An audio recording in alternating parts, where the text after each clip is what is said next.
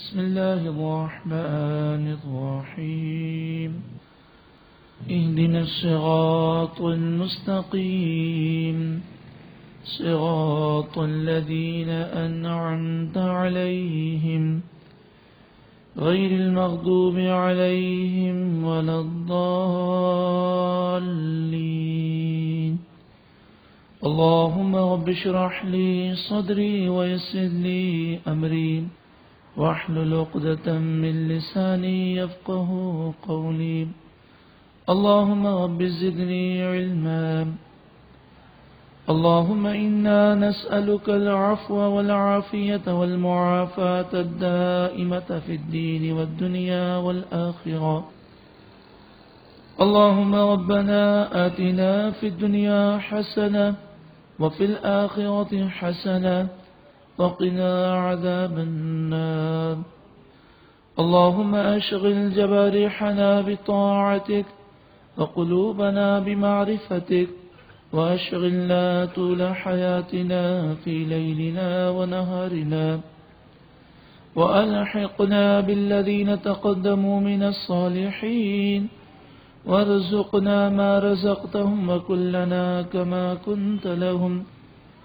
يا مقلب القلوب ثبت قلوبنا على دينك اللهم مصرف القلوب صرف قلوبنا على طاعتك اللهم يسر لنا أمورنا كلها آمين ثم آمين بجاه النبي الأمين صلى الله عليه وسلم إن الله وملائكته يصلون على النبي يا أيها الذين آمنوا صلوا عليه وسلموا تسليما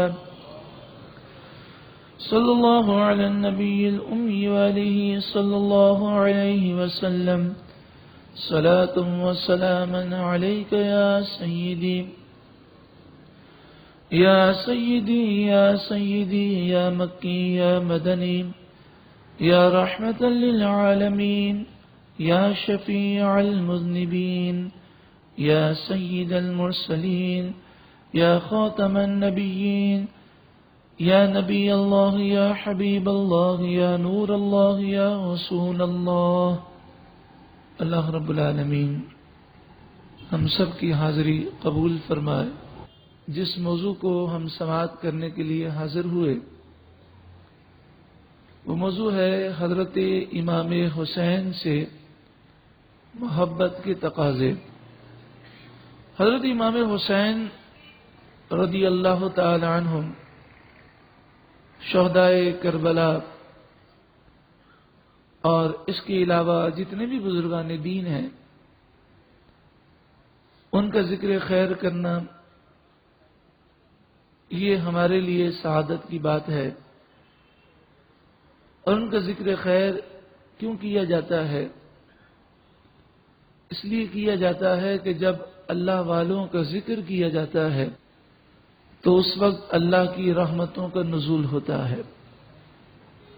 دوسری بات یہ ہے کہ ہم نماز کی ہر رکعت میں یہ دعا کرتے ہیں اہدنا الصراط المستقیم، اے اللہ تو ہمیں سیدھے راستے پر چلا، صراط الذین انعمت علیہم، ان لوگوں کے راستے پر چلا جن پر تو نے انعام فرمایا، یعنی اللہ والوں کا راستہ صراط مستقیم ہے۔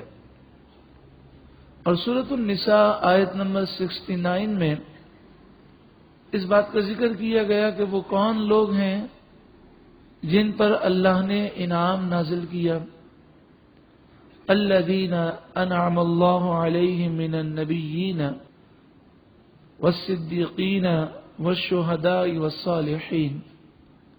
انعام یافتہ لوگ نبی ہیں، صدیقین ہیں، شہداء ہیں اور صالحین ہیں۔ چونکہ انعام یافتہ لوگوں کا راستہ سیدھا راستہ ہے تو جب ہم ان کا ذکر کریں گے اور ان کی سیرت اور ان کے کردار کو جانیں گے تو ان کی زندگی کے مطابق ہمیں بھی زندگی گزارنے کا شوق پیدا ہوگا. جب ان سے محبت ہوگی تو وہ ہمارے آئیڈیل ہوں گے. پھر ہم کسی فنکار سے، اداکار سے یا کسی کھلاڑی سے متاثر نہیں ہوں گے، ہم ان اللہ والوں سے متاثر ہوں گے. اور یہ انسانی فطرت ہے کہ انسان کو جس سے محبت ہو، جس سے وہ متاثر ہو، اسی کے کردار کو اور اسی کی سیرت کو اپناتا ہے. تو یہ محفلیں در حقیقت صراط مستقیم پر گامزن کرنے کا بہترین طریقہ ہے. اہل سنت و جماعت یہ وہ گروہ ہے کہ جو مسلمان کہلانے والوں کا سب سے بڑا گروہ ہے. آقا دو جہاں صلی اللہ علیہ وآلہ وسلم نے ایک موقع پر فتنوں کا ذکر کیا تو صحابہ کرام علیہم رضوان نے پوچھا، یا رسول اللہ صلی اللہ علیہ وسلم، جب فتنوں کا دور ہو تو میں کیا کروں؟ تو آپ صلی اللہ علیہ وآلہ وسلم نے اپنے پیارے صحابی کو ارشاد فرمایا، مسلمانوں کا جو سب سے بڑا گروہ ہو اسے تھام لینا، تم نجات پا جاؤ گے. اہل سنت و جماعت پوری دنیا میں یہ معتدل گروہ ہے، اس میں افراط اور تفریط نہیں ہے. آپ اگر 2 پوائنٹ کو جوڑنے کے لیے جتنی بھی لکیریں زمین پر یا کاغذ پر آپ کھینچیں تو جو لکیر بالکل درمیان میں ہوگی وہ سیدھی لکیر ہوگی. تو صراط مستقیم وہ درمیانہ راستہ ہے، نہ دائیں نہ بائیں، بالکل اسٹریٹ. تو اہل سنت و جماعت میں اعتدال پایا جاتا ہے.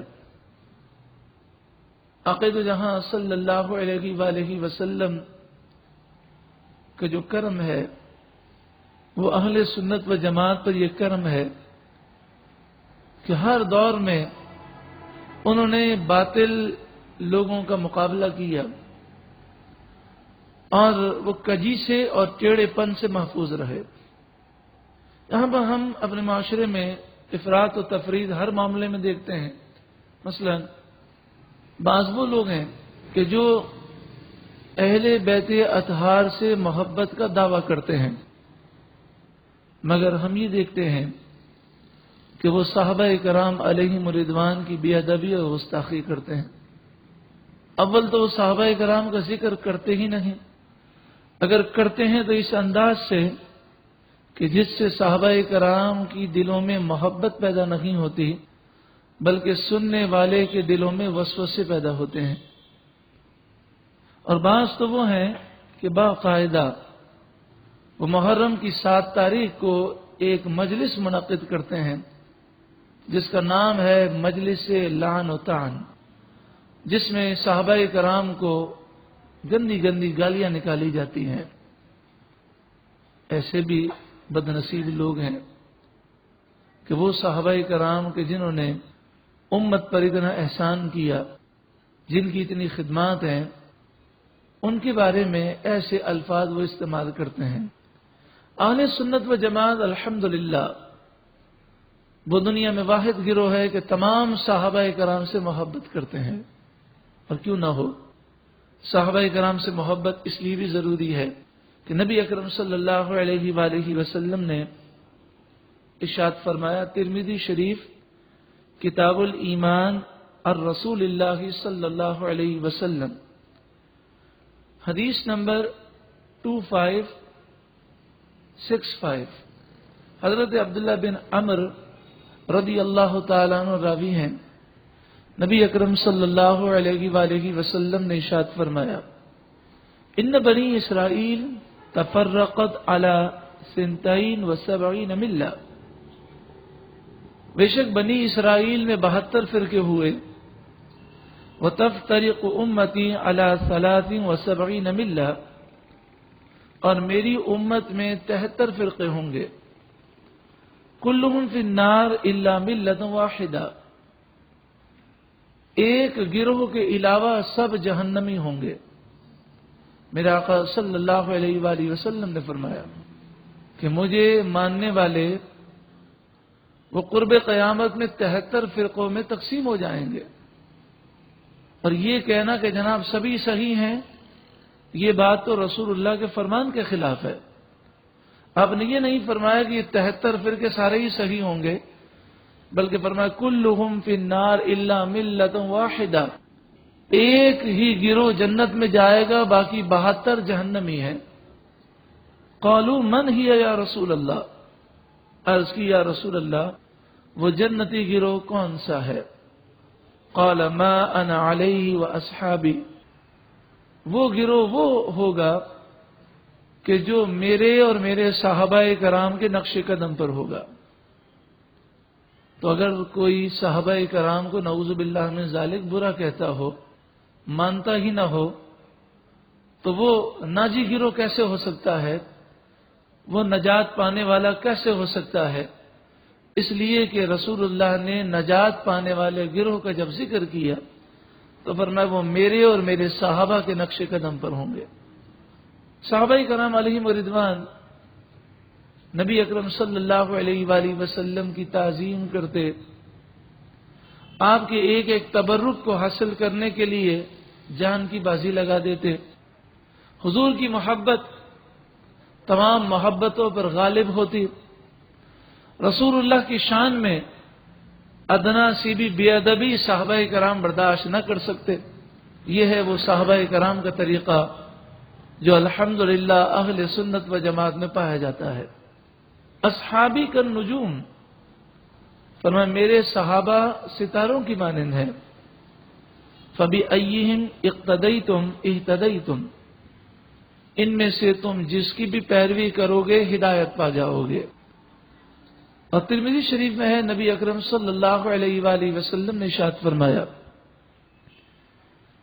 اللہ میری امت کے جس شخص سے بھلائی کا ارادہ فرماتا ہے تو اس کے دل میں صحابہ کی محبت ڈال دیتا ہے۔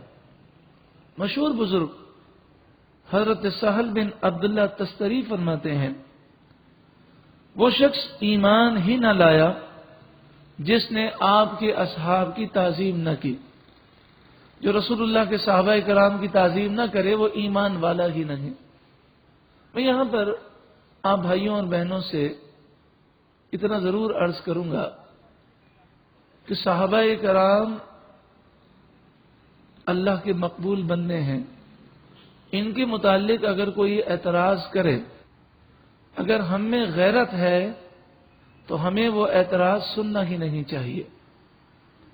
کوئی ہماری ماں کے بارے میں، ہمارے باپ کے بارے میں کوئی گفتگو کرے تو کیا ہم اطمینان سے سن سکتے ہیں؟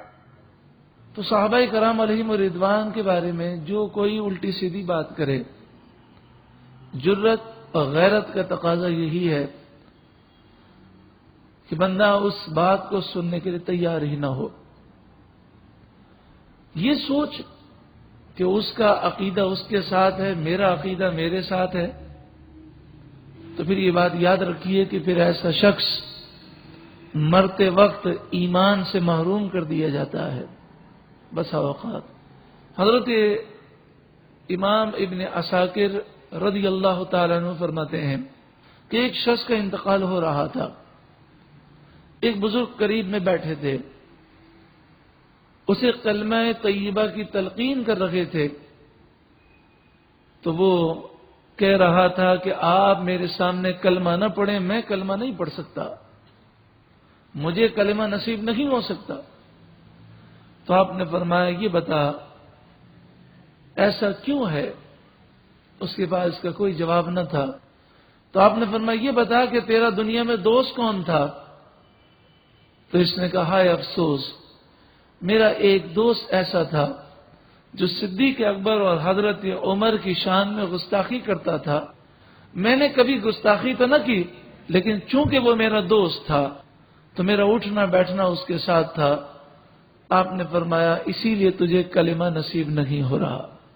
تو جو بدعقیدہ لوگ ہیں، جو صحابہ کرام کے بے ادب گستاخ ہیں، ان کی محفل میں جانا، مجلس میں جانا، ان کے جلوس میں شریک ہونا، ان کے کھیل تماشوں کو دیکھنا، ان کی حرکتوں کو دیکھنا، یہ سب حرام ہے۔ اعلی حضرت امام اہل سنت امام احمد رضا علیہ الرحمہ نے فتاوی رضویہ شریف، احکام شریعت اور دیگر کئی کتابوں میں یہ لکھا کہ ماتم کرنا حرام ہے، محرم کے 10 دنوں میں کالے کپڑے پہننا حرام ہے، تعزیہ دیکھنا حرام، اسے چندہ دینا حرام، اس پر منت چڑھانا حرام، اسے بنانا حرام، اس کے جلوس میں شریک ہونا حرام، اسی طرح کالے کالے علم لگانا۔ اعلی حضرت امام اہل سنت امام احمد رضا علیہ الرحمہ نے ان تمام چیزوں کو حرام قرار دیا، اور صرف اعلی حضرت ہی نہیں، کئی اور علماء اہل سنت ہیں جن کے فتاوے کتابوں میں موجود ہیں۔ تو اہل سنت و جماعت کا ان کاموں سے کوئی تعلق نہیں ہے۔ سورہ حدید آیت نمبر 10، اس آیت کا ترجمہ پیش کرنے سے پہلے میں عرض کر دوں کہ بعض لوگ ہمارے سامنے آتے ہیں اور وہ یہ کہتے ہیں کہ دیکھو فلاں صحابی نے یہ کہا، فلاں جنگ میں یہ ہوا تھا، جنگ جمل میں یہ ہوا، جنگ صفین میں یہ ہوا، حضرت امیر معاویہ نے اس موقع پر یہ فرمایا تھا، حضرت علی نے یہ فرمایا تھا، حضرت عائشہ نے یہ فرمایا۔ پھر وہ ان باتوں کو پیش کر کے سوال کرتے ہیں، اعتراض کرتے ہیں۔ تو سورہ حدید آیت نمبر 10 میں ایک قرآن نے ہمیں نظریہ دیا، وہ نظریہ یہ ہے، لا يستوی منکم من انفق من قبل الفتح وقاتل اولئک اعظم درجة من الذین انفقوا من بعد وقاتلوا۔ فتح مکہ سے پہلے جن لوگوں نے اللہ کی راہ میں جہاد کیا، اور فتح مکہ سے پہلے جن لوگوں نے اللہ کی راہ میں مال خرچ کیا، اور فتح مکہ کے بعد جن لوگوں نے جہاد کیا اور اللہ کی راہ میں مال خرچ کیا، دونوں صحابہ کرام کی یہ گروہ آپس میں درجات میں برابر نہیں۔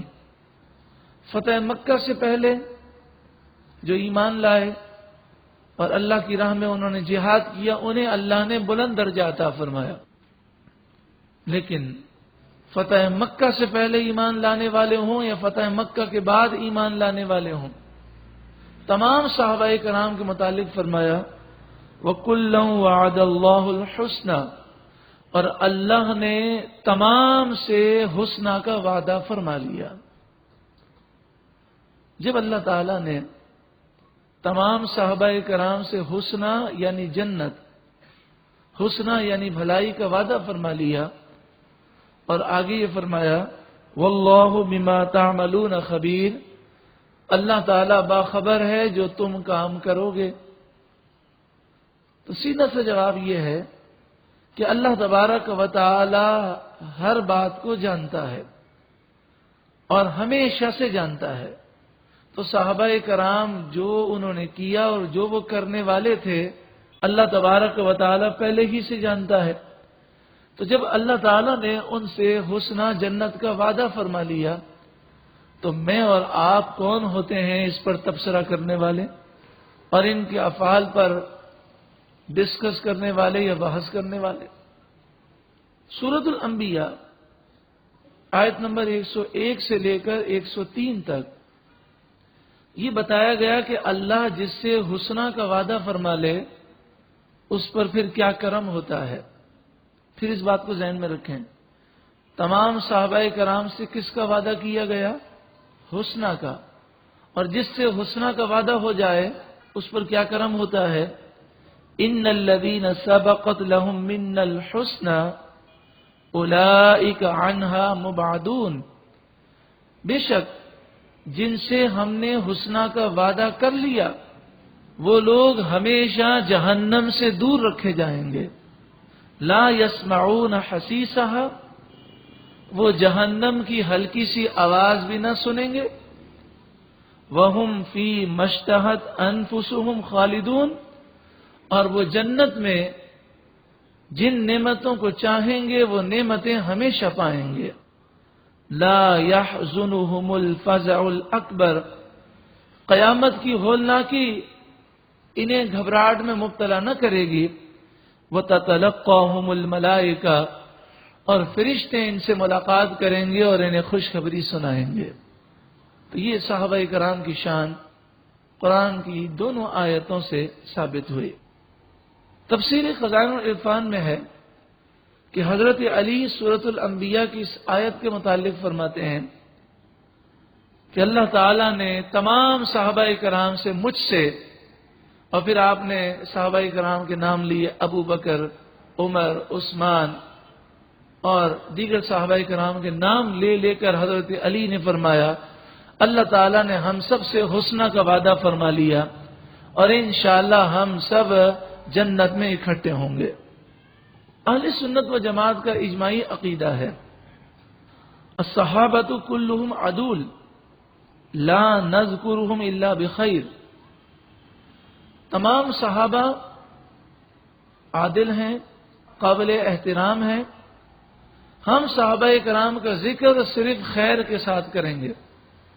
کوئی ایسی گفتگو یا کوئی ایسا انداز اختیار کرنے کی اجازت نہیں کہ جس سے کسی بھی صحابی کی بے ادبی ہو. حضرت امام ابن عساکر حضرت علی سے روایت کرتے ہیں نبی اکرم صلی اللہ علیہ وآلہ وسلم نے ارشاد فرمایا تکون لاصحابی ذلۃ یغفرها اللہ لهم لسابقتهم معیہ. اگر میرے کسی صحابی سے لغزش بھی ہو جائے تو میری صحبت کی وجہ سے اللہ انہیں معاف فرما دے گا. ثم یأتی قوم بعدهم یکبهم اللہ علی مناخرهم فی النار. لیکن پھر صحابہ کرام کے بعد کچھ لوگ ایسے پیدا ہوں گے جو صحابہ کرام پر اعتراض کریں گے، اللہ انہیں اوندھے منہ جہنم میں ڈال دے گا. بخاری و مسلم میں ہے قال رسول اللہ صلی اللہ علیہ وسلم لا تسبوا اصحابی، میرے صحابہ کرام کو برا نہ کہو. دوسری روایت میں فرمایا فمن سبہم، جو میرے صحابہ کرام کو برا کہے فعلیہ لعنت اللہ والملائکہ والناس اجمعین، تو اس پر اللہ کی لعنت ہے اور اس پر فرشتوں کی لعنت ہے اور تمام انسانوں کی لعنت ہے. لا يقبل اللہ منہ صرفا ولا عدلا، جو میرے صحابہ کو برا کہے گا اللہ نہ اس کا فرض قبول کرے گا اور نہ ہی نفل قبول فرمائے گا. مشکات شریف صفحہ نمبر 554 پر ہے اذا رأیتم الذین یسبون اصحابی، جب تم ان لوگوں کو دیکھو جو میرے صحابہ کرام کو برا کہتے ہیں فقولوا لعنت اللہ علی شرکم، تمہارے شر پر اللہ کی لعنت ہو، یہ کہو ان سے، یعنی جو صحابہ کرام کے بے ادب ہیں انہیں دیکھ کر کہو تمہارے شر پر اللہ کی لعنت ہو. اذا ذکر اصحابی فامسکوا، جب میرے اصحاب کا ذکر کیا جائے تو صرف بھلائی کا ذکر کرو اور کوئی ایسی بات نہ کرو جس سے ان کی بے ادبی ہو. اور ترمذی شریف میں ہے اللہ اللہ فی اصحابی، اے ایمان والوں میرے صحابہ کرام کے بارے میں اللہ سے ڈرو، اللہ سے ڈرو.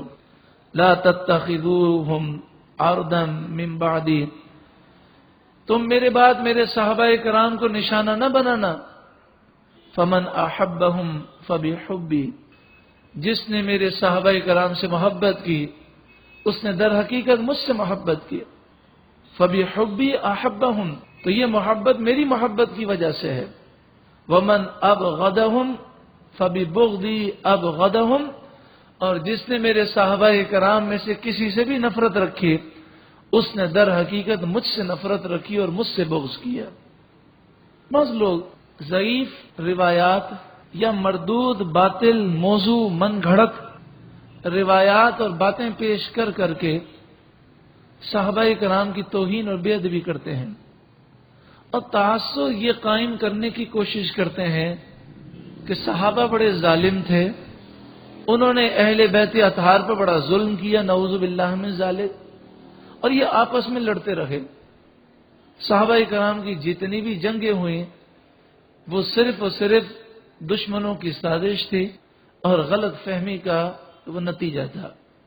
یہ بات یاد رکھیں کہ جو تاریخی روایت ہمارے سامنے پیش کی جاتی ہے اور اس سے صحابہ کرام کی بے ادبی سامنے آتی ہے تو وہ روایات ضعیف ہوتی ہیں، مردود، باطل، موضوع اور من گھڑت روایات ہوتی ہیں۔ اب سوچیں کہ قرآن تو یہ فرماتا ہے، سورہ فتح آیت نمبر 29، 26واں پارہ، محمد الرسول اللہ، محمد صلی اللہ علیہ وسلم اللہ کے رسول ہیں، والذین معہ اشداء علی الکفار، اور جو رسول اللہ کے صحابہ ہیں وہ کافروں پر شدید ہیں، کافروں پر سخت ہیں، رحماء بینہم، اور آپس میں بہت زیادہ ہمدرد ہیں۔ تو قرآن تو یہ کہے صحابہ رحم کرنے والے ہیں، ہمدرد ہیں، اور کوئی جھوٹی روایت پیش کر کے یہ ثابت کرنے کی کوشش کرے کہ صحابہ ظالم تھے، تو بتائیے قرآن کی بات مانیں گے یا ہم جھوٹی روایت کو مانیں گے؟ اس روایت کو اٹھا کر دیوار پر ماریں گے ہم کہ جو قرآن کی نص سے ٹکرا رہی ہے۔ حضرت امیر معاویہ رضی اللہ تعالیٰ عنہ یہ بھی صحابی ہیں، حضرت ابو سفیان یہ بھی صحابی ہیں، یہ سچے دل سے ایمان لے آئے، اور حضرت امیر معاویہ کی والدہ حضرت ہندہ یہ بھی صحابیاں ہیں اور سچے دل سے ایمان لے آئیں۔ جو ان تینوں کی یا ان تینوں میں سے کسی کی یا اس کے علاوہ کسی بھی صحابی کی بے ادبی کرے اس کا اہل سنت و جماعت سے کوئی تعلق نہیں۔ اعلی حضرت امام اہل سنت امام احمد رضا علیہ رحمہ نے فتاوی رضویہ شریف جو قدیم ہے اس کی 9ویں جلد میں یہ بات لکھی ہے کہ جو کسی صحابی کی بے ادبی کرے، چاہے وہ حضرت امیر معاویہ کی کرے، چاہے حضرت ابو سفیان کی کرے، چاہے وہ حضرت وحشی کی کرے، چاہے وہ حضرت ہندہ کی کرے، تو آپ نے فرمایا اس کا سنیت سے کوئی تعلق نہیں، چاہے وہ سنی ہونے کا دعویٰ کرے وہ اہل سنت و جماعت سے خارج ہے۔ کیونکہ حضرت امیر معاویہ کی تو یہ شان ہے کہ ترمذی شریف مشکات صفحہ نمبر 579 پر ہے، اللہم اجعلہ ہادیا مہدیا واہد بہ الناس۔ رسول اللہ نے دعا کی، اے اللہ امیر معاویہ کو ہدایت دینے والا بنا، ہدایت یافتہ بنا، اور اے اللہ اسے وہ صلاحیت عطا فرما کہ اس کے ذریعے لوگوں کو ہدایت نصیب ہو۔ بتائیے رسول اللہ جس کے لیے دعا کریں وہ کبھی گمراہ ہو سکتا ہے؟ کبھی وہ غلط کام کر سکتا ہے؟ یا تو رسول اللہ کی دعا پر کسی کو یقین نہ ہو۔ اگر رسول اللہ پر ایمان ہے تو اس روایت کو سننے کے بعد حضرت امیر معاویہ کے بارے میں اگر دل کے اندر کوئی ہلکا سا نقطہ بھی باقی ہے تو وہ نکل جانا چاہیے۔ حضرت امام اہل سنت امام احمد رضا علیہ رحمہ فتاوی رضویہ شریف 9ویں جلد جو قدیم ہے صفحہ نمبر 62 پر لکھتے ہیں کہ علامہ شہاب خفاجی علیہ رحمہ نے نسیم الریاض جو شفا شریف کی شرح ہے اس میں لکھا، وَمَن يَكُونُ يَطْعَنُ فِي مُعَاوِيَةَ فَذَاكَ كَلْبٌ مِّن كِلَابِ الْحَاوِيَةِ۔ حضرت امام اہل سنت امام احمد رضا علامہ شہاب خفاجی کے حوالے سے لکھتے ہیں کہ وہ فرماتے ہیں کہ جو حضرت امیر معاویہ پر اعتراض کرے، تانا دے، ان کا ذکر برائی کے ساتھ کرے، فَذَاكَ كَلْبٌ مِّن كِلَابِ الْحَاوِيَةِ، وہ جہنم کے کتوں میں سے ایک کتا ہے۔ اعلی حضرت نے اسے جہنمی کتا قرار دیا۔ تو اہل سنت و جماعت کو یہ اعزاز حاصل ہے کہ وہ صحابہ کرام سے بھی محبت کرتے ہیں اور اہل بیت اطہار سے بھی محبت کرتے ہیں۔ لیکن جو صحابہ کرام کے بھی ادب ہیں، اور وہ یہ دعویٰ کرتے ہیں کہ ہمیں اہل بیت سے محبت ہے، افسوس کے ساتھ حقیقت یہ ہے کہ انہیں اہل بیت سے بھی محبت نہیں، کیونکہ اہل بیت کے کسی فرد کو اہل بیت میں سے نہ ماننا اور کسی کو ماننا، یہ تو مکمل اہل بیت سے محبت نہ ہوئی۔ لیکن نبی اکرم صلی اللہ علیہ وآلہ وسلم کی 3 صاحبزادیاں اور بھی تو ہیں، تو حضرت فاطمہ الزہرا کا ذکر کرنا، خاتون جنت کو ماننا، اور ام کلثوم، حضرت رقیہ اور حضرت زینب کا انکار کرنا، ایسا شخص اہل بیت سے محبت کرنے والا نہیں ہو سکتا۔ حضرت علی کے گھر میں رسول اللہ کی صاحبزادی خاتون جنت ہیں، اس لیے حضرت علی جب اہل بیت سے ہیں تو حضرت عثمان غنی بھی تو اہل بیت سے ہیں، کہ حضرت عثمان غنی کی تو یہ شان ہے کہ رسول اللہ صلی اللہ علیہ وآلہ وسلم نے ایک بیٹی کا نکاح کیا، حضرت رقیہ، ان کا وصال ہو گیا تو اپنی دوسری بیٹی کا آپ نے نکاح کیا، حضرت ام کلثوم کا، ان کا بھی وصال ہو گیا تو آپ نے حضرت عثمان غنی کے متعلق فرمایا اگر میری 40 بیٹیاں ہوتی، اور دوسری روایت میں ہے اگر میری 100 بیٹیاں ہوتی اور ایک کا انتقال ہو جاتا تو میں دوسری کا نکاح کرتا، یہاں تک کہ 100 کی 100 بیٹیوں کا نکاح عثمان غنی سے کر دیتا۔ پھر اس جملے پر غور کیجئے، حضرت علی کو اہل بیت اطہار میں مانا جاتا ہے، اور اس کی وجہ یہ بیان کی جاتی ہے کہ خاتون جنت ان کے گھر میں جلوہ افروز تھیں، تو یہ رشتہ رسول اللہ کا تھا، حضرت علی کا رشتہ رسول اللہ سے یہ والا تھا، تو پھر حضرت عثمان غنی کو بھی تو یہ فضیلت حاصل ہوئی، تو حضرت عثمان غنی کا ذکر اہل بیت میں کیوں نہیں کیا جاتا؟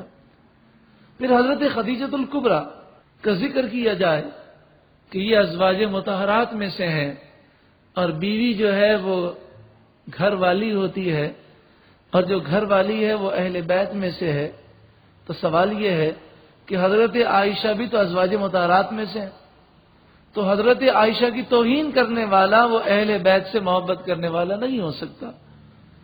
جتنی ازواج مطہرات ہیں سب اہل بیت میں ہیں۔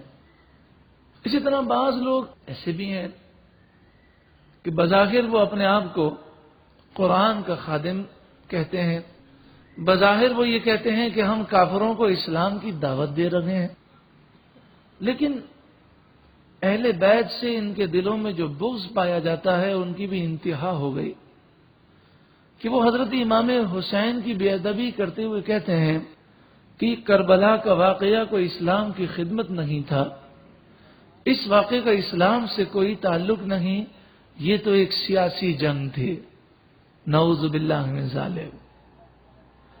اور دوسری بات وہ یہ کہتے ہیں کہ حضرت امام حسین رضی اللہ تعالیٰ عنہ کے متعلق وہ یہ کہتے ہیں کہ حضرت امام حسین نے حاکم اسلام کے خلاف علم بغاوت بلند کیا، اور جو بادشاہ وقت کے خلاف اگر کھڑا ہو جائے تو اس کی سزا تو موت ہے، وہ تو غدار ہے، وہ تو باغی ہے، تو لہذا یزیدیوں کو کچھ بھی نہیں کہنا چاہیے، اس لیے کہ وہ تو باغیوں سے مقابلہ کر رہے تھے، نعوذ باللہ من ذالک۔ اور پھر وہ یزید کو امیر المومنین کہتے ہیں۔ آپ کو معلوم ہے کہ یزید کو امیر المومنین کہنا در حقیقت امام حسین کو گالی دینا ہے، ان کی توہین کرنا ہے، کیونکہ اگر یزید امیر المومنین ہوتا تو حضرت امام حسین ضرور بیعت فرماتے، کیونکہ امیر المومنین کی بیعت نہ کرنا یہ تو بغاوت ہے اور یہ تو غداری ہے۔ حضرت امام حسین باغی نہ تھے، غدار نہ تھے، یزید امیر المومنین نہ تھا۔ حضرت عمر بن عبدالعزیز جو یزید کے بعد بنو امیہ کے خاندان میں آپ خلیفہ مقرر ہوئے اور آپ نے انصاف کو قائم کیا، حضرت امام جلال الدین سیوطی الشافعی علیہ رحمہ فرماتے ہیں کہ حضرت عمر بن عبدالعزیز کے سامنے کسی نے یزید کو امیر المومنین کہا تو آپ اس قدر جلال میں آئے کہ آپ نے اسے 20 کوڑے مارے اور کہا کہ تو یزید کو امیر المومنین کہہ کر حضرت امام حسین کی گویا کی گستاخی کر رہا ہے۔ وہ ہرگز امیر المومنین نہیں تھا، اگر ہوتا تو حضرت امام حسین فوراً بیعت کر لیتے۔ اور یہ کہنا کہ یہ سیاسی جنگ تھی، اسے جنگ کہنا بھی بے وقوفی ہے۔ یہ تو یزیدیوں نے راتوں رات ڈاکہ ڈالا تھا، یہ ڈاکو تھے۔ بتائیے تو صحیح، کیا کوئی جنگ کرنے کے لیے اپنی بیویوں کو اور بچوں کو لے جاتا ہے؟ وہ جنگ کرنے کے لیے دودھ پیتے بچوں کو ساتھ لے جاتا ہے؟ حضرت امام حسین جب مکے میں تھے، مدینے میں تھے، تو سب لوگ آپ کی عزت کیا کرتے۔ اگر امام حسین کو جنگ کرنی ہوتی تو ایک اشارہ کر دیتے، بہت بڑا لشکر لے کر جاتے۔ اور دوسری بات یہ کہ جنگ اگر یزید سے کرنی تھی تو یزید تو ملک شام میں بیٹھا تھا، دمشق میں تھا، آپ کو عراق میں کوفہ جانے کی حاجت کیا تھی؟ اصل بات یہ تھی کہ آپ یہ فرماتے تھے کہ میں ایک ظالم، فاسق، فاجر، زانی، شرابی کے ہاتھ پر بیعت نہیں کر سکتا، کیونکہ اگر میں نے بیعت کر لی تو پوری اسلامی دنیا میں یہ تاثر قائم کیا جائے گا کہ یزید کے غلط کاموں میں حضرت امام حسین شریک ہیں اور آپ کی حمایت ہے۔ جب آپ کو مجبور کیا گیا تو آپ نے مدینہ چھوڑ دیا، مکے میں آپ تھے، جب وہاں مجبور کیا گیا تو آپ کوفہ کی طرف روانہ ہوئے۔ خیر یہ اپنے اپنے نصیب کی بات ہے کہ کسے حضرت امام حسین سے محبت نصیب ہوتی ہے اور کسے یزید سے محبت نصیب ہوتی ہے، اپنے اپنے نصیب کی بات ہے۔ آج بھی دنیا کے اندر ایک گروہ ایسا پایا جاتا ہے جو شیطان کی پوجا کرتا ہے، شاید آپ کے علم میں ہو۔ دنیا کے اندر ایک فرقہ، ایک مذہب یہ بھی پایا جاتا ہے کہ وہ شیطان کو خدا سمجھتے ہیں، اس کی پوجا کرتے ہیں۔ اور اسی طرح یہودی دجال کو اپنا ہیرو سمجھتے ہیں۔ تو یہ تو اپنے اپنے نصیب کی بات ہے، جب انسان محروم ہو جاتا ہے تو پھر ایسا ہی حال ہوتا ہے۔ لیکن سوال یہ ہے کہ جو یزید کو امیر المومنین کہتے ہیں، جو بڑی رٹ لگاتے ہیں کہ یزید تو جنتی تھا اور بخاری شریف میں ہے کہ یزید جنتی ہے، ان سے ہماری گزارش ہے کہ اپنے کسی بیٹے کا نام یزید تو رکھو۔ آپ کو گلی گلی حسین اور حسن کے نام سے تو لوگ آپ کو ملیں گے، لیکن یزید میں نے زندگی میں کسی کا نام نہیں دیکھا۔ تو اگر یزید سے اتنی محبت ہے تو اپنے بیٹے کا نام یزید رکھ کر دیکھو تو صحیح۔ اور یہ کہنا کہ بخاری شریف میں ہے کہ یزید جنتی ہے، مجھے تو حیرت ہوتی ہے کہ میڈیا کے اوپر آ کر انسان ایسی جھوٹی بات کہہ جاتا ہے، نہ اسے اللہ کا خوف ہے، نہ رسول اللہ کا خوف ہے، نہ رسول اللہ سے شرم ہے اور نہ لوگوں سے شرم ہے۔ پوری بخاری شریف میں شروع سے لے کر آخر تک ہمارا چیلنج ہے، یہ الفاظ کہ یزید جنتی ہے، پوری بخاری تو بخاری، دنیا کی تمام حدیثوں کی کتابیں کھول کر ہم انہیں چیلنج کرتے ہیں کہ یہ الفاظ کسی حدیث کی کتاب میں نہیں ہے، یہ جھوٹ ہے۔ اور جو رسول اللہ پر جھوٹ باندھے وہ اپنا ٹھکانہ جہنم میں بنائے۔ خود رسول اللہ نے فرمایا بخاری شریف میں یہ الفاظ ہی نہیں کہ یزید جنتی ہے۔ ہاں یہ حدیث ضرور ہے کہ قسطنطنیہ پر جو پہلا لشکر، اول جیشن، جو پہلا لشکر حملہ کرے گا اسے اللہ تعالی بخش دے گا، لیکن اول جیشن کے الفاظ ہیں۔ اول جیشن کا مطلب یہ ہوتا ہے سب سے پہلا حملہ جو لشکر کرے گا، اور سب سے پہلا حملہ صدیق اکبر کے دور میں ہوا، اور اس وقت یزید پیدا بھی نہیں ہوا تھا، تو یزید اول جیشن میں داخل ہی نہیں تھا، تو یہ حدیث اس کے بارے میں ہے ہی نہیں۔ اول جیشن، جو پہلا لشکر قسطنطنیہ پر حملہ کرے گا اسے بخش دیا جائے گا، تو پہلا لشکر صدیق اکبر کے دور پہ وہ حملہ آور ہوا، اور اس وقت یزید کی پیدائش بھی نہیں ہوئی تھی۔ دوسری بات یہ ہے کہ جب حدیثوں میں کسی فرد کا نام نہ لیا جائے اور ایک عمومی فضیلت بیان کی جائے۔ اس سے مراد یہ ہوتی ہے کہ گناہ صغیرہ معاف ہو جائیں گے۔ اس سے مراد کیا ہوتی ہے؟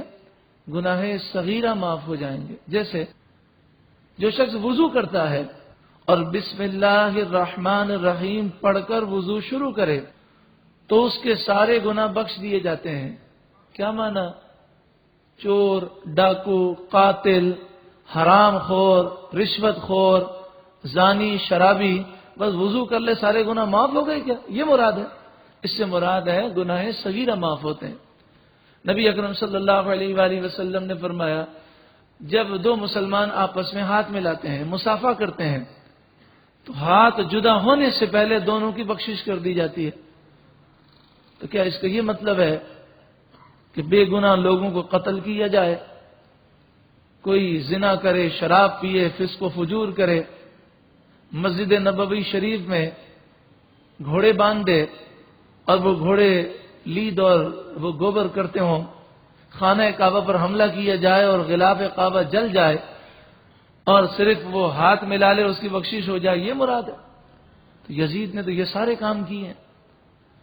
بعض لوگ کہتے ہیں جی جناب یزید تو دمشق میں تھا، اس نے تھوڑی کیا ہے، یہ تو اس کے فوجیوں نے کیا ہے۔ تو یہ تو آپ بات جانتے ہیں کہ جس کے حکم سے فوجی کام کرتے ہیں تو حکم دینے والا بھی گناہ میں شریک ہوتا ہے۔ بعض لوگ کہتے ہیں جناب یزید کو بعد میں بڑا افسوس ہوا تھا، بڑا رویا تھا، تو یہ بات صحیح روایت سے ثابت نہیں ہے، اس لیے کہ اگر یزید کو افسوس ہوتا تو بتائیے قاتل کی سزا کیا ہے؟ قاتل کی سزا قتل ہے۔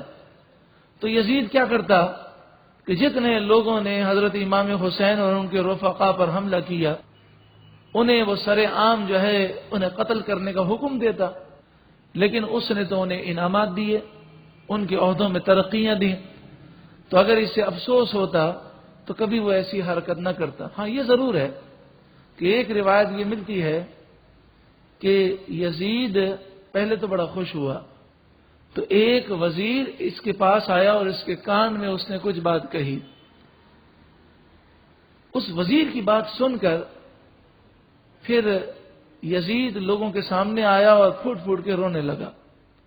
اس وزیر نے کان میں کیا بات کہی تھی؟ وزیر نے کہا تھا کہ سیاسی حالات بڑے خراب ہو چکے ہیں اور اگر تو نے خوشی کا اظہار کیا تو تیری حکومت کا تختہ پلٹ دیا جائے گا، لوگ بڑے مشتعل ہیں۔ تو اس نے جب یہ بات سنی تو سیاسی طور پر زیر کرنے کے لیے اور حالات کو درست کرنے کے لیے اس نے اس طرح کا ڈرامہ کیا، اور پاکستان کے رہنے والوں کو سیاسی طور پر ایسے ڈراموں کا بہت زیادہ علم ہے، خود ہی قتل کرتے ہیں اور خود ہی پھر افسوس کا اظہار بھی ہوتا ہے۔ یہ تو ہمارے ملک میں بلکہ پوری دنیا میں یہ عام ہے۔ عقید جہاں صلی اللہ علیہ وآلہ وسلم کو حضرت امام حسین سے کتنا پیار ہے کہ حضرت امام حسین کی آپ نے خصوصی طور پر تربیت فرمائی، اور یہ تربیت کا اثر تھا کہ حضرت امام حسین ایسے شہید ہیں کہ شاید دنیا کے اندر ہمیں ایسا شہید وہ نظر نہ آئے، بلکہ حقیقت یہ ہے کہ ایسا شہید زمین و آسمان نے کبھی نہیں دیکھا کہ جس کا رشتہ نبی سے اتنا قریبی ہو اور نبی صلی اللہ علیہ وآلہ وسلم کی پیارے نوا سے، اور پھر اللہ کی راہ میں انہوں نے اپنا سب کچھ قربان کیا۔ جان کتنی پیاری چیز ہے، تو جان کی قربانی، اولاد کی قربانی، بھائیوں کی قربانیاں، بھتیجوں بھانجوں کی قربانیاں، پھر وطن سے دوری، بھوک اور پیاس، پھر اس کے بعد سامنے ظالم درندے ہیں کہ جو عورتوں کا کوئی ادب نہیں کرتے، اپنی شہادت کے بعد عورتوں کی فکر، پھر چند چھوٹے چھوٹے بچے باقی ہیں ان کی فکر، اس کے بعد ان ظالموں نے یہ سب کچھ کرنے کے بعد اتنا ظلم کیا کہ عمر بن سعد کہنے لگا ہے کوئی جو اپنے گھوڑوں سے شہیدوں کی لاشوں کو روندے؟ تو پھر بدبخت وہ اپنے گھوڑے لاشوں کے اوپر سے گزارنے لگے اور اپنے گھوڑوں سے ان میتوں کی بے حرمتی کرنے لگے۔ شہید کو تو کوئی تکلیف نہیں ہوتی، ایسا ظلم کرنے والے خود ہی اپنا نقصان کرتے ہیں، کیونکہ رسول اللہ صلی اللہ علیہ وسلم نے فرمایا الشہید لا یجد علم القتل الا کما یجد احدکم علم القرص۔ جس طرح تمہیں چونٹی کے کاٹنے سے تکلیف ہوتی ہے، شہید کو اتنی ہی تکلیف ہوتی ہے، اور ایک روایت میں فرمایا اتنی بھی تکلیف نہیں ہوتی۔ فرمایا جب کوئی جنت میں جائے گا تو دوبارہ واپس آنے کی تمنا نہیں کرے گا الا الشہید، ہاں شہید جنت میں جا کر تمنا کرے گا یتمنا ان یرجع الی الدنیا فیقتل 10 مرات، وہ اس طرح تمنا کرے گا کہ کاش مجھے دوبارہ جنت سے نکال کر دنیا میں بھیج دیا جائے، اور اے اللہ پھر مجھے توفیق دے کہ میں تیری راہ میں ٹکڑے ٹکڑے ہو جاؤں۔ 10 مرات، 10 مرتبہ ایسا ہو، کیونکہ جب تیری راہ میں میرے جسم کے ٹکڑے ٹکڑے کیے گئے تو اس میں جو میں نے لذت پائی وہ لذت مجھے جنت میں بھی نہ ملے۔ تو یہ دیکھنے والے کو محسوس ہوتا ہے کہ اتنی تکلیفیں دی جا رہی ہیں، مگر شہید کو کوئی تکلیف محسوس نہیں ہوتی۔ حضرت امام حسین رضی اللہ تعالیٰ عنہ سے ہمیں جو محبت ہے، یہ محبت اس لیے بھی ہے کہ میرے آقا نے ہمیں محبت کا درس دیا۔ فرمایا حسین منی وانا من الحسین، احب اللہ من احب حسینا، حسین مجھ سے ہے اور میں حسین سے ہوں، اللہ اس سے محبت کرے جو حسین سے محبت کرے۔ اللہم انی احبہ فاحبہ، اے اللہ میں حسین سے محبت کرتا ہوں تو بھی اس سے محبت کر، واحب من یحبہ، اور اے اللہ تو اس سے محبت فرما جو حسین سے محبت کرے۔ حضرت امام حسین رضی اللہ تعالیٰ عنہ سے محبت کے تقاضے کیا ہیں؟ دیکھیں محبت تو الحمدللہ ہمیں ہے اور اس میں کوئی شک نہیں، لیکن اس محبت پر غفلت اور نادانی کے پردے ہیں۔ ہماری مثال اس بچے کی طرح ہے کہ جو 7 یا 9 سال کا بچہ ہے، اپنے ماں باپ سے بڑی محبت کرتا ہے، بڑی محبت ہے اسے، لیکن نادانی ایسی ہے کہ ماں باپ کا کہنا نہیں مانتا۔ تو یہ ہم نہیں کہہ سکتے کہ چونکہ یہ ماں باپ کا کہنا نہیں مانتا لہذا اسے محبت نہیں، محبت تو ہے مگر نادان ہے۔ اگر وہ اس محبت کو سمجھ جاتا تو ماں باپ کا دل نہ دکھاتا، انہیں رنجیدہ نہ کرتا۔ اے امام حسین سے محبت کرنے والوں، حضرت امام حسین سے محبت کیا تقاضا کر رہی ہے؟ بتائیے امام حسین کو کیا کمی تھی؟ یزید صرف یہ کہہ رہا تھا کہ آپ میرے ہاتھ پر بیعت کر لیں اور صرف یہ کہہ دیں کہ میں امیر المومنین ہوں، مجھے آپ خلیفہ مان لیں، آپ کو مالا مال کر دیا جائے گا، مدینہ منورہ میں آپ رہیں، کوئی تکلیف نہ ہوگی۔ اس کے علاوہ یزید کا اور کوئی مطالبہ نہ تھا، لیکن امام حسین رضی اللہ تعالی عنہ نے آخرت کی خاطر دنیا کو ٹھکرا دیا، آخرت کو آپ نے ترجیح دی۔ جب میدان کربلا میں چاروں طرف سے آپ کو گھیر لیا گیا تو ابن زیاد نے یہی کہا کہ آپ میرے ہاتھ پر یزید کے لیے بیعت کر لیں، ہم آپ کو اعزاز و اکرام کے ساتھ مدینہ منورہ لے جائیں گے، آپ کو کندھوں پر بٹھائیں گے، کوئی ہمارا آپ سے جھگڑا نہیں۔ تو آپ نے فرمایا یہ نہیں ہو سکتا، میں یزید کے ہاتھ پر یا یزید کے لیے تمہارے ہاتھ پر بیعت نہیں کر سکتا۔ حضرت امام حسین ہمیں کیا درس دے رہے ہیں؟ یہ درس دے رہے ہیں کہ اے مجھ سے محبت رکھنے والوں، اگر تمہیں واقعی مجھ سے محبت ہے تو دنیا کو ٹھکرا دینا۔ دنیا عارضی ہے، قلیل ہے، فانی ہے، ہمیشہ رہنے والی نہیں، آخرت کو ترجیح دینا۔ وَمَا الْحَيَاةُ الدُّنْيَا إِلَّا مَتَاعُ الْغُرُورِ، دنیا کی زندگی تو دھوکے کا سامان ہے۔ آئیے حضرت امام حسین کی محبت میں ہم آج یہ نیت کریں کہ انشاءاللہ ہم آخرت کو ترجیح دیں گے۔ جہاں دنیا اور آخرت کا ٹکراؤ ہو جائے تو دنیا جائے تو جائے، آخرت نہیں جانی چاہیے، اللہ اور اس کے رسول کی نافرمانی نہ ہو۔ دوسری طرف آپ دیکھیں، یزیدی لشکر وہ نماز بھی پڑھ رہا ہے، وہ کلمہ بھی پڑھ رہا ہے، وہ جانتا بھی ہے کہ یہ امام حسین ہے جن کی یہ شان ہے، پھر بھی دنیا کی لالچ میں آ کر انہوں نے یہ کام کیے۔ دنیا کی محبت کتنی خوفناک ہے، کتنی بھیانک ہے، لیکن یہ دنیا انہیں کام نہ آئی۔ امام حسین کی شہادت کے بعد یہ یزیدی بڑے ذلیل و رسوا ہو کر ہلاک ہوئے۔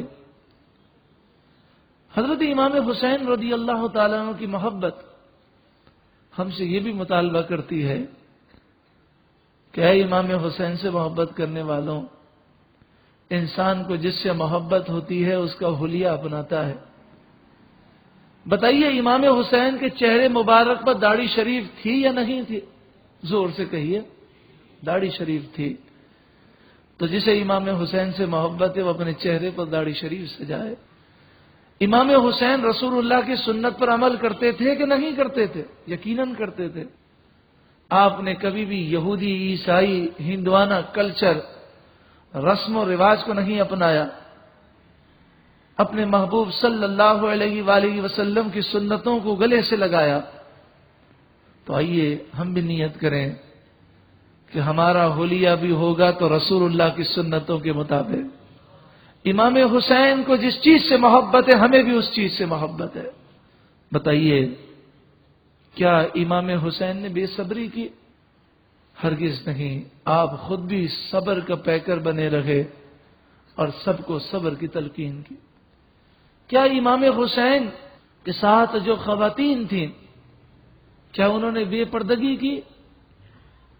ایسے حالات کے اندر بھی انہوں نے اپنے پردے کا خیال کیا۔ جو امام حسین کی کنیز ہے، جو بہن امام حسین سے محبت کرتی ہے، وہ آج اس رات یہ عہد کرے کہ اب میں امام حسین کی محبت میں شرعی پردہ کروں گے۔ کیا امام حسین کی نگاہیں نیچی جھکی نہیں رہتی تھیں؟ یقیناً جھکی رہتی تھیں۔ تو آج ہم یہ نیت کریں کہ ہماری آنکھیں بھی بدنگاہی نہیں کریں گی، نامحرم عورتوں کو ہم نہیں دیکھیں گے۔ کیا امام حسین نے کبھی نماز قضا کی؟ آپ ساری زندگی نمازوں کا خیال کرتے رہے، کثرت سے آپ نے اللہ کی عبادت کی، اور ہمیں آپ نے اپنی زندگی میں ایک پیغام شہادت کے وقت دیا اور ایک پیغام شہادت کے بعد دیا۔ جو امام حسین سے محبت رکھتا ہے، ذرا تھوڑی دیر کے لیے سوچئے کہ ہمارے کسی محبوب کا انتقال ہونے لگے اور وہ انتقال سے پہلے کوئی وصیت کرے تو ہم دل و جان سے اس وصیت پر عمل کرنا چاہتے ہیں۔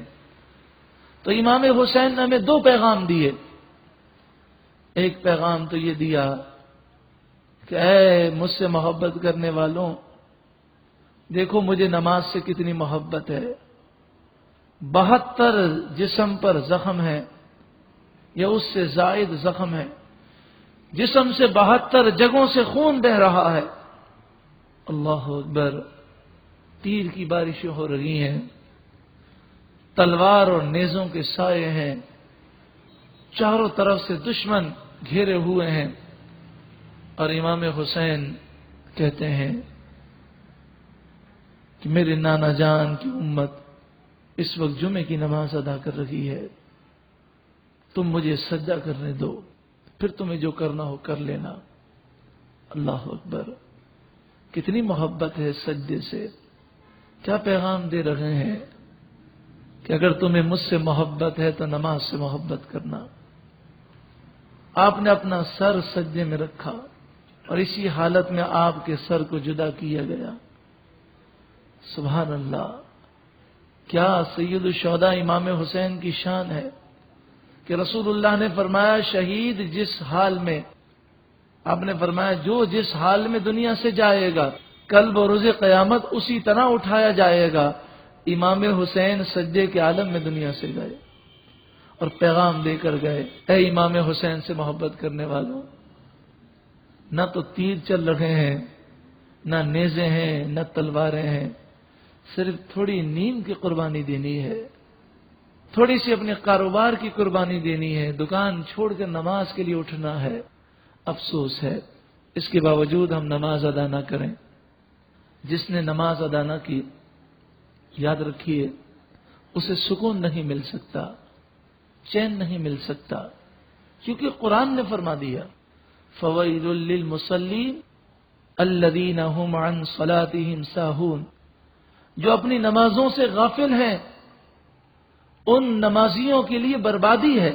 جب قرآن فرما دے کہ ان کے لیے بربادی ہے تو قرآن کا فرمان تو سچا فرمان ہے، انہیں بربادی سے کون روک سکتا ہے؟ جو ایک نماز جان بوجھ کر چھوڑ دے اس کا نام جہنم کے دروازے پر لکھ دیا جاتا ہے۔ جو ایک وقت کی نماز بھی جان بوجھ کر چھوڑنے والا ہے وہ بے نمازی ہے۔ جہنم میں بے نمازی کو ایسے سانپ ڈنک ماریں گے کہ جن کی موٹائی اونٹ کی گردن کی طرح ہوگی، لمبائی 1 مہینے کی مسافت ہوگی، اور جب ایک دفعہ وہ ڈسے گا تو 70 سال تک اس کا زہر جوش مارے گا۔ ایسے خچر کی مانند بچھو ہوں گے، جیسے خچر بڑے بڑے، اور زہر اتنا خوفناک ہوگا کہ ایک دفعہ وہ ڈنک مارے گا تو 1000 برس تک زہر جوش مارتا رہے گا، ہڈیوں سے گوشت جھڑ جائے گا، پیپ بہنے لگے گی اور تمام جہنمی اس پر لعنت کریں گے۔ من تہاون عن الصلاۃ، رسول اللہ نے فرمایا جو نماز کے معاملے میں سستی کرے اللہ اس پر 15 عذاب مسلط فرمائے گا۔ دنیا کے اندر یہ ہوگا تنزع البرکۃ من عمرہ، اس کی عمر سے برکت ختم ہو جائے گی، چہرے کا نور ختم ہو جائے گا، نیک اعمال قبول نہ ہوں گے، لا يرفع له دعاء الى السماء، اس کی کوئی دعا قبول نہ ہوگی، لیس له حق فی دعاء الصالحین، جو نماز میں سستی کرنے کا عادی ہے، نیک لوگ اگر اس کے لیے دعا کریں گے تو نیک لوگوں کی دعائیں بھی اس کے حق میں قبول نہ ہوں گے۔ مصیبتیں، آفتیں، بلائیں، بیماریاں، بے برکتی، بے سکونی، بے اطمینانی ایسے شخص کے لیے بار بار آئیں گی۔ ذلیل ہو کر مرے گا، بھوکا پیاسا مرے گا، قبر تنگ ہوگی، یہاں تک کہ پسلیاں ٹوٹ پھوٹ جائیں گی، قبر میں آگ بھر دی جائے گی، سانپ مسلط ہوگا، کل بروز قیامت اس کا حساب سختی سے ہوگا، رب ناراض ہوگا، جہنم میں ایسا شخص داخل ہوگا، اس کے چہرے پر 3 باتیں لکھی ہوں گی، اے اللہ کے حق کو ضائع کرنے والے، اے اللہ کے غضب کے مستحق، اے وہ شخص جس طرح تو نے اللہ کے حق کو ضائع کیا آج تو اللہ کی رحمت سے مایوس ہو جا۔ تو آئیے ہم یہ عزم کریں کہ آج کے بعد ہماری کوئی نماز قضا نہیں ہوگی، اور جتنی نمازیں قضا ہوئیں ان کا حساب کر کے انہیں ادا کرنے کی کوشش کریں۔ حضرت امام حسین نے دوسرا پیغام جو آپ نے شہادت کے بعد دیا، ایک پیغام تو وقت شہادت دیا نماز کی محبت، دوسرا پیغام آپ نے شہادت کے بعد دیا۔ امام حسین کے سر مبارک کو نیزے پر بلند کیا گیا اور وہ مکان کی چھتوں سے گزر رہا تھا۔ صحابی رسول جن کی عمر 80 یا 90 سال تھی انتہائی بیمار، علیل، ضعیف تھے، لیکن جب انہیں اس بات کی خبر ہوئی، بستر سے اٹھا نہیں جاتا تھا، مگر روتے ہوئے چھت پر وہ گئے، زار و قطار رونے لگے کہ امام حسین کا سر مبارک ان کی چھت کے قریب سے گزرا۔ اللہ نے پردے ہٹا دیے اور وہ دیکھتے ہیں کہ امام حسین کا سر مبارک جو جسم سے جدا ہے، اس سے قرآن پڑھنے کی آواز آ رہی ہے۔ امام حسین نے شہادت کے بعد دوسرا یہ پیغام دیا کہ مجھ سے اگر محبت ہے تو قرآن سے محبت کرنا۔ ساری زندگی میں نے قرآن سے محبت کی، اور شہادت کے بعد بھی میرے سر مبارک سے قرآن کی آوازیں آ رہی تھیں۔ اے امام حسین سے محبت کرنے والوں، کیا ہمیں قرآن سے محبت ہے؟ کیا ہم نے کبھی قرآن کی محبت میں اپنی مصروفیات کو ٹھکرایا؟ کبھی اپنی تھکاوٹ کی ہم نے پرواہ نہ کی ہو؟ کبھی ہم نے یہ سوچا ہو کہ جس رب نے اتنی نعمتیں دیں، جس نے ہمیں اتنی عزتیں دیں، کیا ہم اس کے لیے، اس کے پیارے کلام کو سمجھنے کے لیے کچھ وقت نکالیں؟ جس امام حسین نے اپنا سب کچھ قربان کر دیا، امام حسین سے محبت کرنے والوں کے لیے درس ہے، کیا اس کے لیے ہم اپنی نیند قربان نہیں کر سکتے؟ کیا اس قرآن کی محبت میں ہم اپنی تھوڑی سی وقت کی قربانی نہیں دے سکتے؟ آئیے آج ہم یہ بھی عزم کریں کہ اب ہم امام حسین کی محبت کے تقاضوں کو سمجھ گئے ہیں، اور انشاءاللہ اب ہم قرآن پاک سے سچی اور پکی محبت کریں گے، قرآن سمجھنے کی کوشش کریں گے۔ مسلم شریف حضرت ابو ہریرہ راوی ہیں، بس یہ روایت آخر میں پیش کر کے ہم اپنی گفتگو کو مکمل کرتے ہیں، اور یہ روایت قرآن کی عظمت کے بارے میں ہے، قرآن کا درس سننے کی برکتوں کے بارے میں ہے۔ عقید و جہاں صلی اللہ علیہ وآلہ وسلم نے ارشاد فرمایا، مجتمع قوم فی بیت من بیوت اللہ یتلون کتاب اللہ ویتدارسونہ بینہم الا علیہم السکینہ۔